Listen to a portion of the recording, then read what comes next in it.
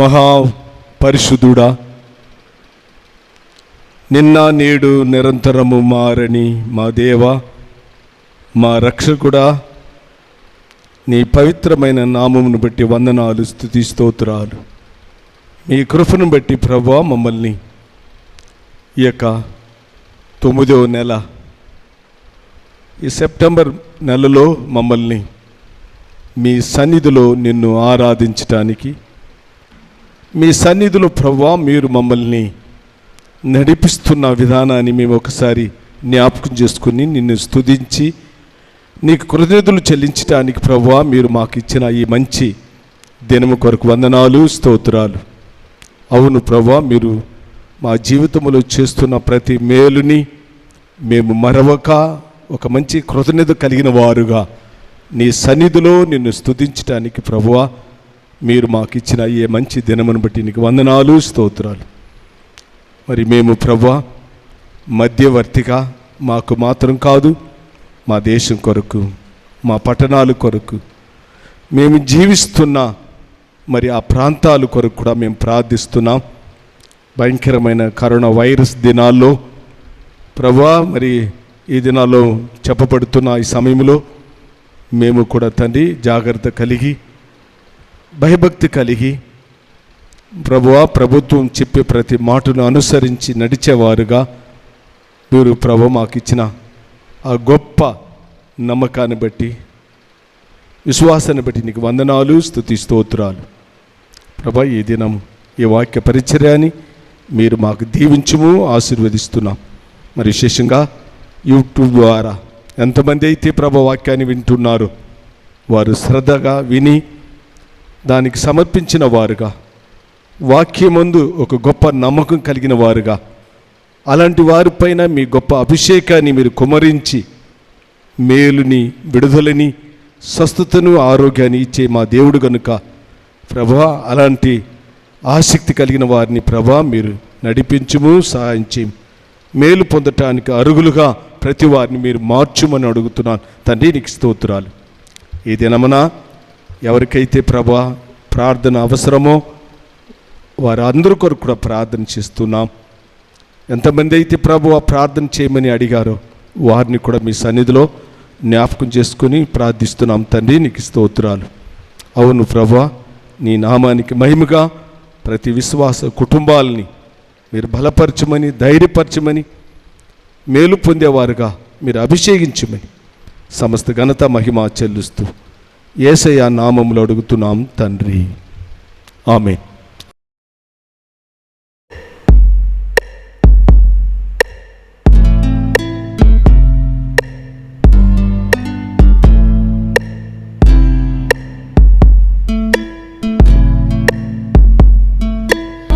மறவாமலினை தீரையா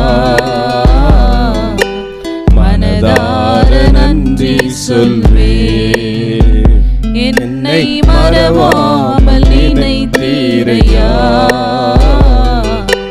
மனதார நன்றி சொல்வே. இரவும் பகலும் என்னை நினைத்து இதுவரை நடத்தினீரே, இரவும் பகலும் என்னை நினைத்து இதுவரை நடத்தினீரே. நன்றி நன்றி ஐயா, கோடி கோடி நன்றி ஐயா. நன்றி நன்றி ஐயா, கோடி கோடி நன்றி ஐயா. மறவாமல் நினைத்தீரையா, மனதார நன்றி சொல்வேன். என்னை மறவாமல் நினைத்தீரையா, மனதார நன்றி சொல்வேன்.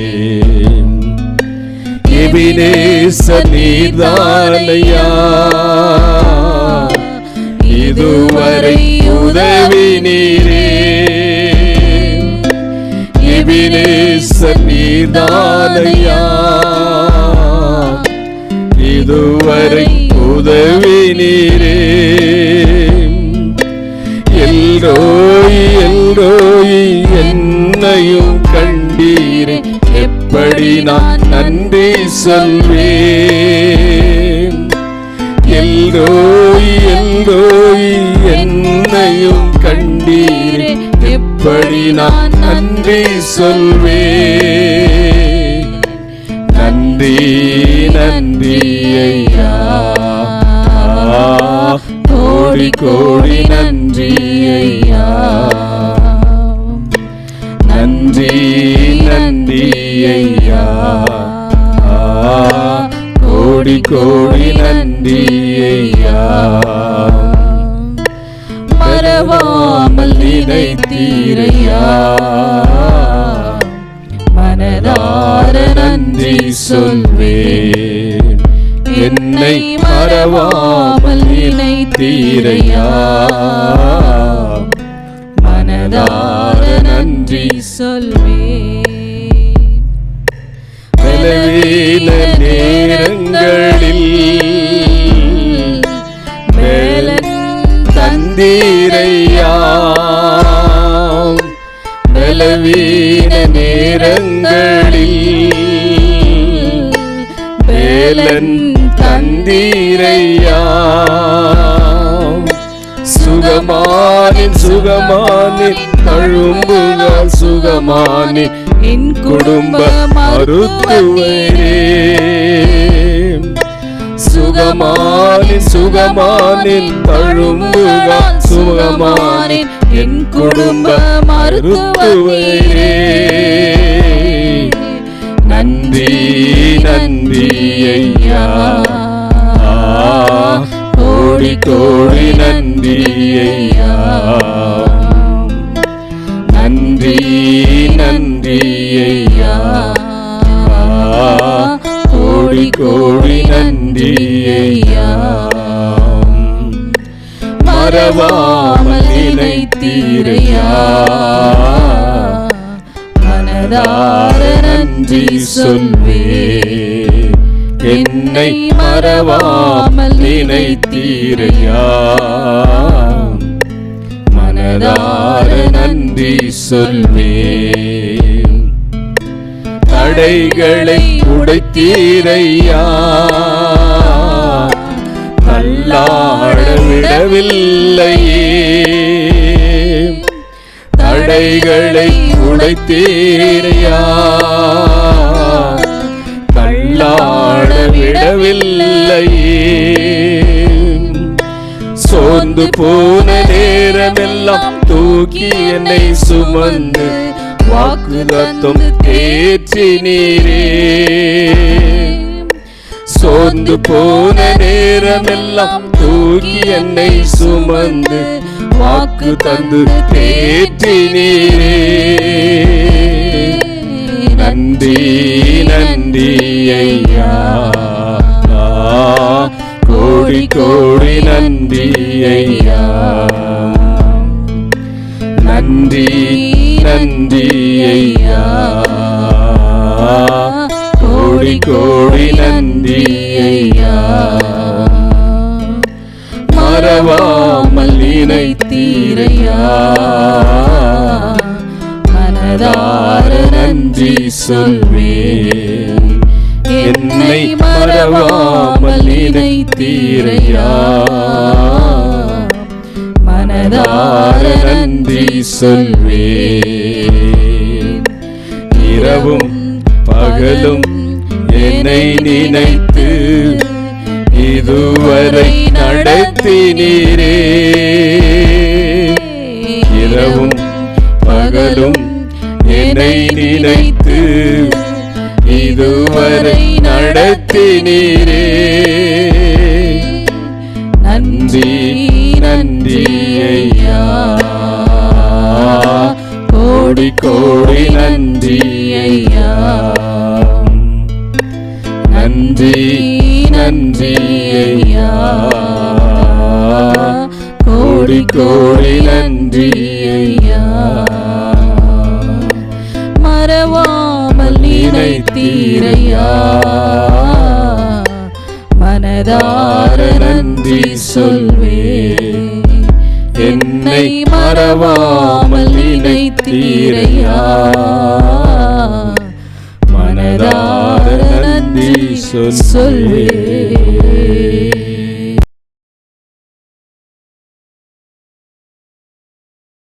దేవునికి మహిమ కలుగును గాక. మరి మనము ఈ యొక్క సెప్టెంబర్ నెల 2వ విశ్రాంతి దినమున మనం దేవుని సన్నిధికి వచ్చున్నాం. అంతే మాత్రం కాదు, మరి ఎంతమంది అయితే యూట్యూబ్ ద్వారా మాటలు వింటున్నారో వారందరినీ కూడా ప్రత్యేకంగా దేవుడు దీవించును గాక. మన వాక్యానికి వెళదాం. ప్రతి క్రైస్తవ జీవితంలో ప్రతి విశ్వాసులు మరి మనం ఏమై ఉండాలని ఈరోజు మనం వాక్యాన్ని ధ్యానించిపోతున్నాం. ఏదో క్రైస్తవ జీవితంలో ప్రభుని నమ్ముకున్నాం, ప్రభు దగ్గర మనం మేలు పొందాం. మరి ఈ కరోనా వైరస్ దినాల్లో ఒకవేళ మనకు దేవునితో క్రీస్తుతో ఒక గొప్ప సంబంధం మరి కలిగి ఉండాలని మిమ్మల్ని యేసుక్రీస్తు నామములో మీ అందరినీ మేము ఆహ్వానిస్తున్నాం. ఎందుకంటే ప్రతి విశ్వాసులైన మనము ఒక పందెయ రంగములో మనం పరిగెత్తున్నాం.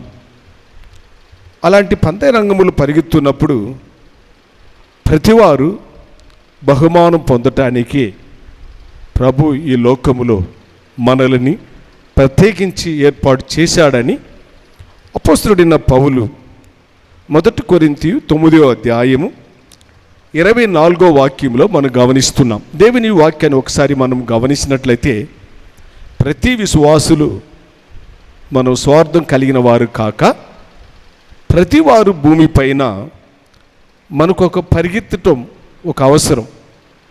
ఎన్ని వచ్చినా ఎంత మనం పరిగెత్తున్నప్పుడు పడిపోయే పరిస్థితి, లేకపోతే శోధన కలిగే పరిస్థితి, లేకపోతే మనం విశ్వాసములో పరిగెత్తున్నప్పుడు మనకు ఎదురయ్యే ప్రతి ఆటంకాలు, ఒకవేళ మనం పరిగెత్తున్న దినాల్లో మనకు ఒకవేళ వ్యాధి సమస్య, ఇవన్నిటినీ ఒకవేళ మనకు కలిగినా ఇవన్నిటినీ కూడా మనం జయించి పరిగెత్తేవారుగా మనం మారాలి. అలాగ పరిగెత్తున్నప్పుడే మన బహుమానానికి మనం తగిన వారుగా మార్చబడుతున్నామని అక్కడ వాక్యం మనకు చెప్పడం గమనిస్తున్నాం. అందరూ పరిగిస్తారు, గమనించండి దయచేసి. అందరూ పరిగెత్తున్నారు. అయితే దాంట్లో ముందు ఎవరు పరిగెత్తి వెళ్ళి జయిస్తున్నారో వారికి మాత్రమే బహుమానం ఉన్నవి. అయితే ఈ బహుమానము పొందేవారు ఎవరికి ఆ బహుమానం ఉంది అనే వాక్యానుసారంగా మనం ఒకసారి లోతుగా ఆలోచన చేసినట్లయితే మరి పరిగెత్తేవారు అందరూ కూడా పిలుపుకు పాత్రులుగా ఎంచబడిన వారుగా ఉండాలి. స్తోత్రం, దేవునికి మహిమ కలుగును గాక. లోకములో అందరూ పరిగెత్తడానికి వీలు కాదు, కానీ పరిగెత్తేవారు వారు నిజంగా వారు ఏర్పాటు చేయబడిన వారుగా ఉండాలి, పిలువబడిన వారుగా ఉండాలి. దాని తగిన వారుగా ఉంటే తప్ప మరి పరిగెత్తడానికి వీలు కాదని మనం గమనించాలి. దేవునికి మహిమ కలుగును గాక. వాక్యాన్ని ఒకసారి మనం చూసినట్లయితే మరి మనము నిజంగా క్రీస్తు జీవితంలో తుదం పరిగెత్తి బహుమానం పొందేంత వరకు నా జీవితంలో ఎన్ని వచ్చినా ప్రభునే చూసి నేను పరిగెత్తున్నానా అనేది ప్రతివారు మనం గమనించాలి. మనల్ని మనమే పరిశోధించాలి. మనల్ని మనమే పరిశోధించక మరి మనం ఉన్నట్లయితే మనలో సోమరితనం, లేకపోతే మనల్ని మనమే పరీక్షించి చూడలేకపోయినట్లయితే మనము కొంచెం దేవునికి దూరస్తులుగా కనిపించేవారుగా మనం మార్చబడతాం. అలా కాక పరిగెత్తేవారు అందరూ కూడా మరి మనం పిలుపు పొందిన వారుగా, ఏర్పరచబడిన వారుగా ఉండటం అవసరం.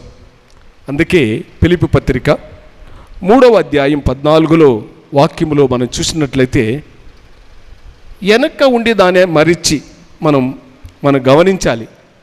మనం గడిచి వచ్చిన మార్గాన్ని మనం మరిచి మనం ముందు ఎట్టో ఉన్నాం, స్తోత్రం. అవి మనకు పెద్దది కాదు, కానీ ఆ వెనకుండే వాటిని కూడా మనం మరచి ముందు ఉండేవారిని, ముందు మనకు ఉండే ప్రతి కార్యాన్ని మనం వెదకి క్రీస్తు యొక్క పిలుపులో ఆ పందెయ బహుమానం పొందటానికి మనకు ఒక గురిని వెదకి మనం వెళ్ళాలని అపోస్తలుడైన పౌలు పిలుపుకు సంఘానికి చెప్పటం మనం గమనిస్తున్నాం. నిజమే, మన జీవితంలో ఒక పిలుపు మనకున్నవి.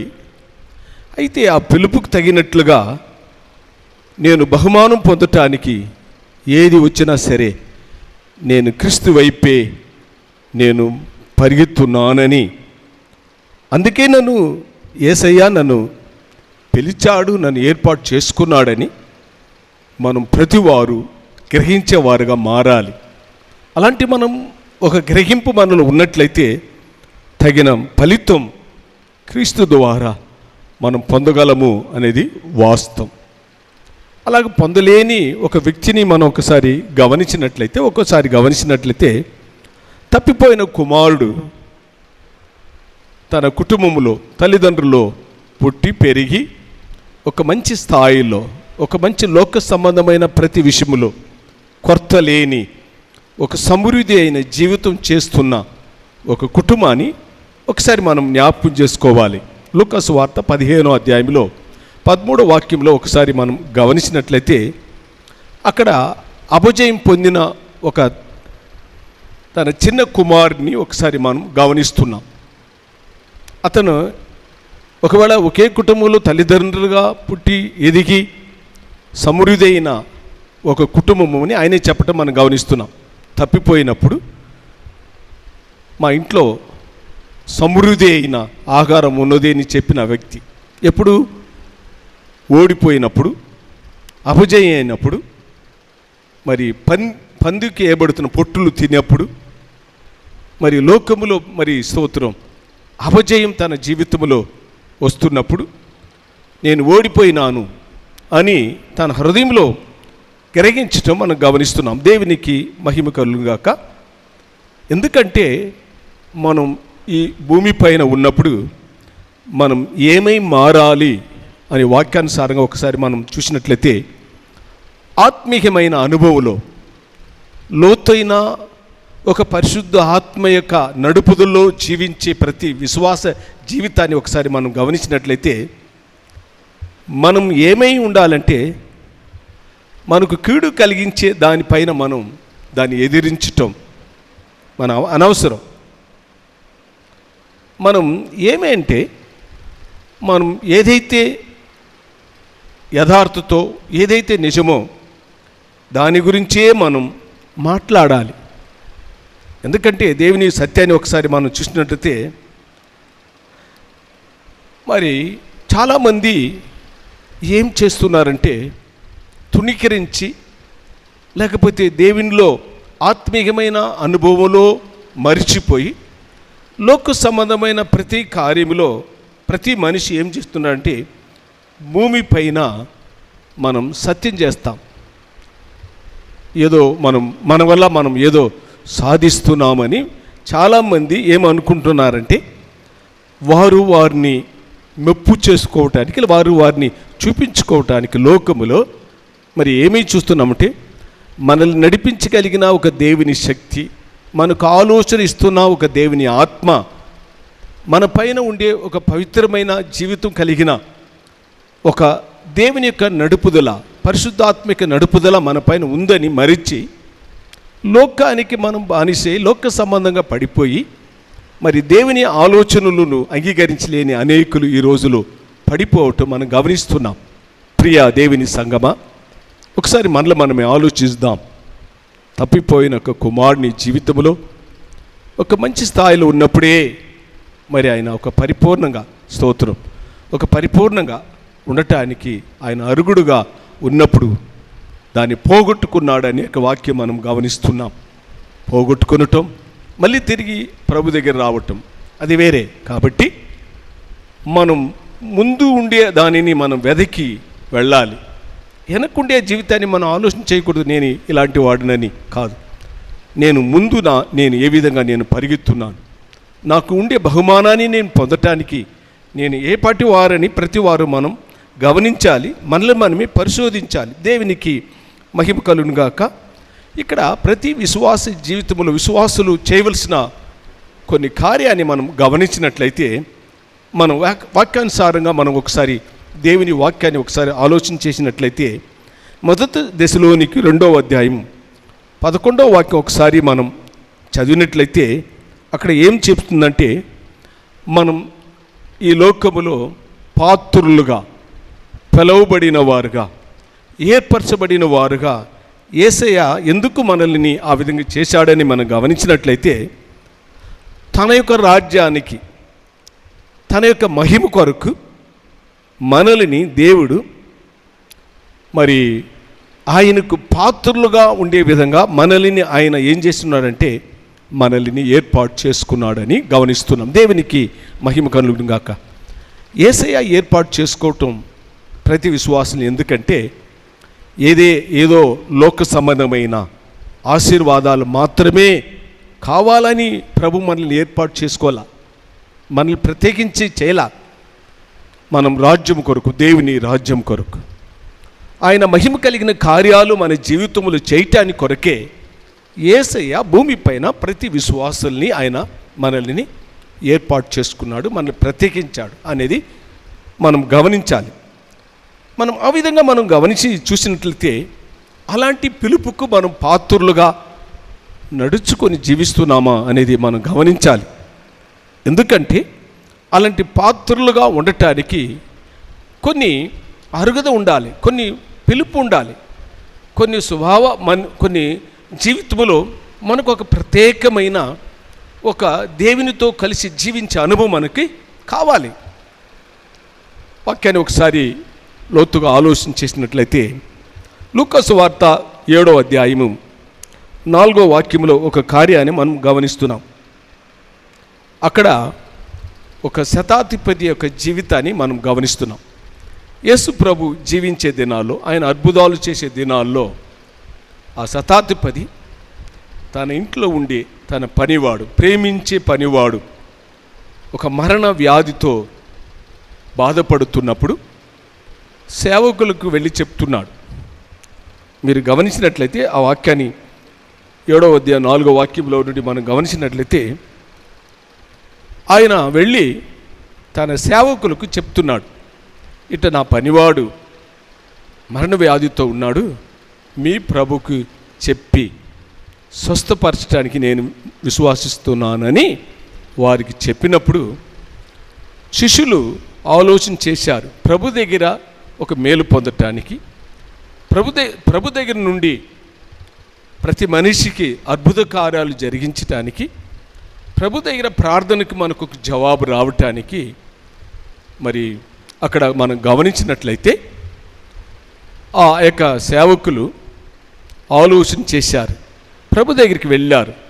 ప్రభువా, ఈ యొక్క శతాధిపతి అడుగుతున్న తన పనివాడికి మేలు చేయటానికి ఆయన తగిన పాత్రుడు అని చెప్పి వీరు సాక్ష్యం చెప్పటం మనం గమనిస్తున్నాం. దేవునికి మహిమ కలుగును గాక.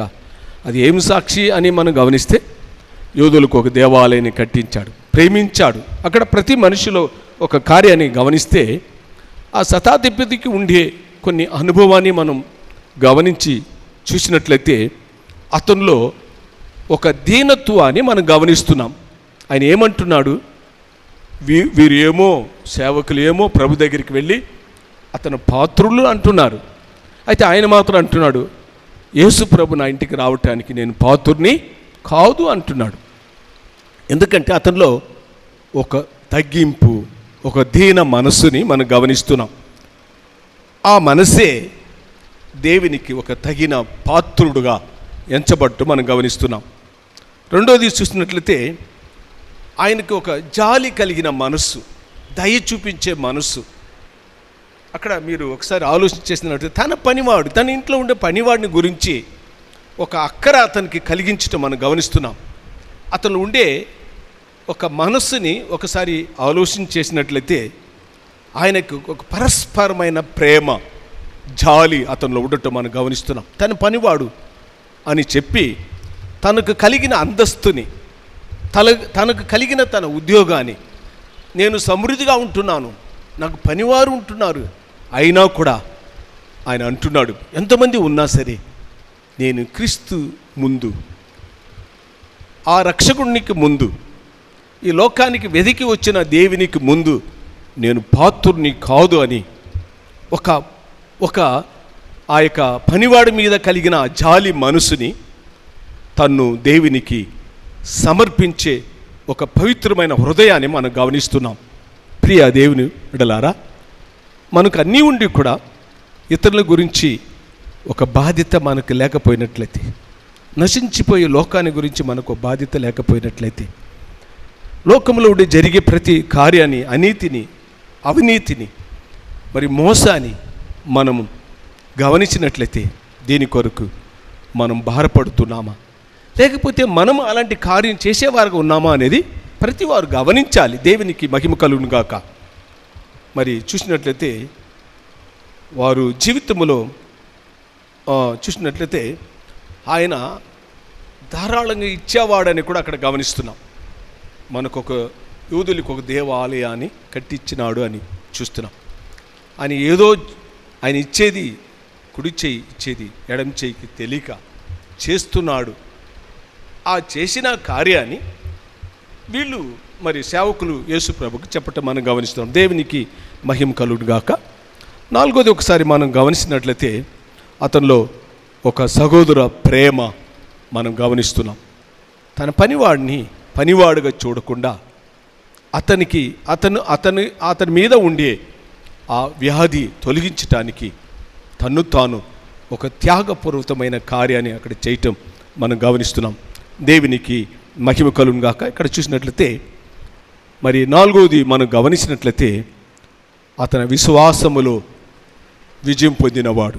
మొదటి ఏమో దీన మనసు కలిగినవాడు, రెండవది ఏమో ఒక పరస్పరమైన మరి మనసు కలిగినవాడు, మూడవది చూసినట్లయితే మరి ధారాళంగా మరి ఇచ్చే మనసు కలిగినవాడు, నాలుగవది చూసినట్లయితే సహోదర ప్రేమ, ఐదవది మనం చూసినట్లయితే విశ్వాసములో ఒక గొప్ప జయాన్ని మనం గమనిస్తున్నాం.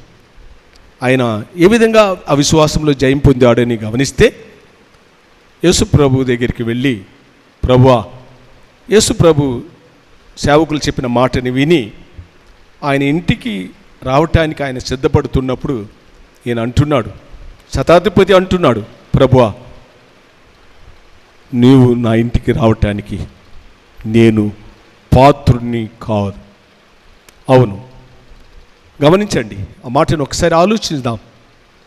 ఆయన అన్నీ ఉండి కూడా ఒకవేళ మన లోకములో మనం పరిపూర్ణంగా అన్నీ కలిగి ఉన్నా దేవుని ఎడల సాగిలిపడే మనసు మనకుందా? ఏ విషయములో మనం దేవునికి మరి స్తోత్రం ప్రేమించకుండా, దేవుని ఎడల సాగిలపడకుండా, ప్రభుకి మనం చెల్లించవలసిన ప్రతి సమర్పణ, ప్రార్థన, మరి ఆసక్తి ఇవి లేకుండా మనం ఉన్నామనేది ప్రతి విశ్వాసులు మనం గమనించాలి. ఈ మాటలు వింటున్న నా ప్రియ దేవుని బిడ్డలారా, ఒక పాత్రుడు నేను కాదు అని వీళ్ళు చెప్పినా ప్రభు మాత్రం ఆయన ఎప్పుడైతే ఆ మాటలు చెప్పాడో ఇశ్రాయేలు జనాంగములో ఇంత గొప్ప విశ్వాసాన్ని నేను చూడలేదని యేసు ప్రభు ఆశ్చర్యపడే విధంగా ఆ శతాధిపతి అక్కడ మాట్లాడటం మనం గమనిస్తున్నాం. అవును, ఆశ్చర్యపడటం ఎప్పుడు అని మనం గమనించినట్లయితే ప్రభు సన్నిధిలో ప్రభు నిజంగా ఎదురు చూసే ప్రతి గుణాతిశయాలు మనలో ఉన్నప్పుడు, మనలో ఒక విధేయత ఉన్నప్పుడు, మనం ప్రేమిస్తున్నప్పుడు, జాలి పడుతున్నప్పుడు, దేవునిలో మనం గొప్ప విశ్వాసాన్ని మనం ఆయనలో మనం నడిచినప్పుడు యేసయ్య నిజంగా ఆశ్చర్యపడే విధంగా మన జీవితంలో ఆ విధంగా ఆయన ఎదురు చూసేవారే ఉన్నారు. ఒకసారి మనమే ఆలోచిస్తాం. ఈ వాక్యాన్ని వింటున్న దేవుని బిడ్డలారా, ఎప్పుడైనా మీరు యేసు ప్రభు ఆశ్చర్యపడే విధంగా మన జీవితంలో ఏదైనా కార్యాలు చేశామా? క్షమించే మనస్సు, లేకపోతే ఒకరికి అవసరమైన సమయంలో మీరు అవసరాన్ని సంధించి మరి దేవుని ఆశ్చర్యపడే విధంగా మనం చేయగలిగిన వారుగా ఈ దినాల్లో మార్చబడాలి అనేది దేవుని వాక్యమే ఉన్నది. ఎందుకంటే దేవుడి ఈ లోకములో చూసినట్లయితే మరి ఎవరిని యేసయ్య పిలిచాడు ఈ లోకములో అని చూసినట్లయితే మనం ఒకసారి చూసినట్లయితే లోకములో జ్ఞానవంతుల్ని సిగ్గుపరచటానికి ఎవరిని ఆయన ఏర్పరచుకున్నాడు అని చూసినట్లయితే బుద్ధిహీనుల్ని, బలహీన వారిని ఆయన ఏర్పాటు చేసుకున్నాడు. జ్ఞానవంతుల్ని సిగ్గుపరిచే విధంగా పనికిరాని వారిని యేసయ్య పిలిచాడు.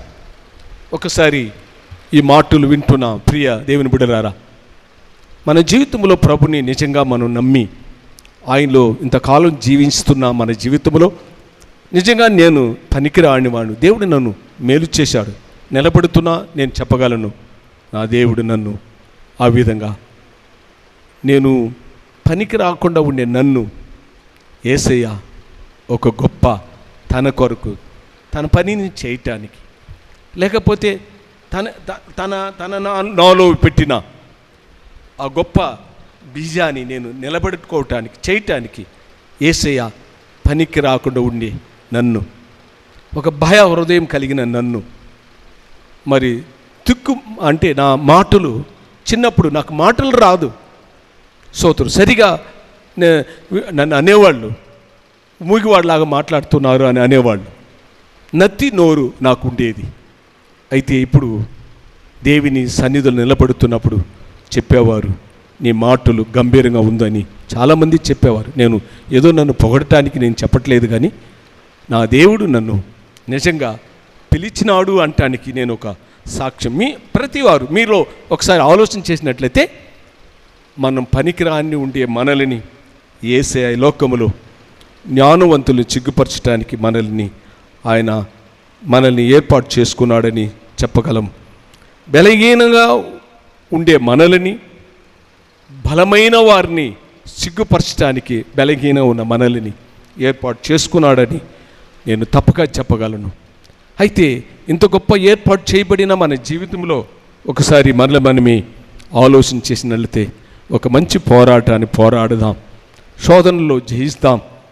మనల్ని ఎన్నుకున్న దేవుడు మనల్ని చేవిడవుడు అని ఒక గొప్ప విశ్వాసముతో దేవుని ఆశ్చర్యపడే విధంగా మరి బహుమానం పొందటానికి మనం పరుగెత్తి నీతి కిరీటాన్ని పొందటానికి పౌలు చెప్పినట్లుగా 2 తిమోతి 4:7 చెప్పినట్టుగా ఒక మంచి పోరాటాన్ని పోరాడి ఒక నీతి కిరీటాన్ని పొందటానికి మనం ఈ లోకములో ఏది ఎదురైనా సరే క్రీస్తుతో మనం పరిగెత్తి వెళదాం.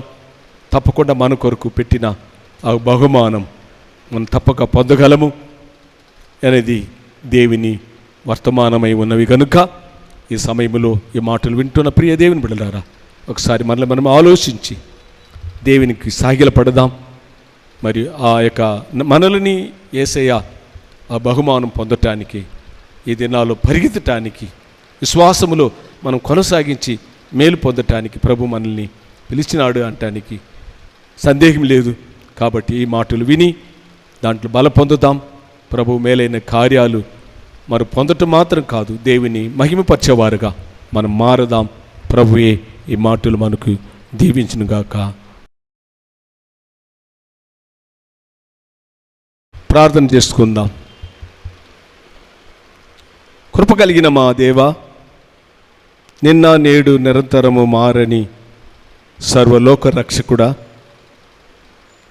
నీ మహిమాత్తుడా, మహిమ కలిగిన కార్యాలు మాలో చేస్తున్నా మా దేవా, నీ నామమునికి మహిమ ఘనత సమస్తం ఆరోపించి ఈ మాటలు వింటున్న ప్రతి వారిపైన ఒక ప్రత్యేకమైన దీవెన కలిగిన పరిశుద్ధ ఆత్మని కుమరించి ప్రభా, కుంగిపోయిన మమ్మల్ని లేవనెత్తి, పడిపోయిన మమ్మల్ని లేవనెత్తి పరిగెత్తటానికి ఒక ప్రత్యేకమైన కృప దయచేయమని ఈ సమయంలో మేము ప్రార్థన చేస్తున్నాం. తండ్రి, నీకు స్తోత్రాలు.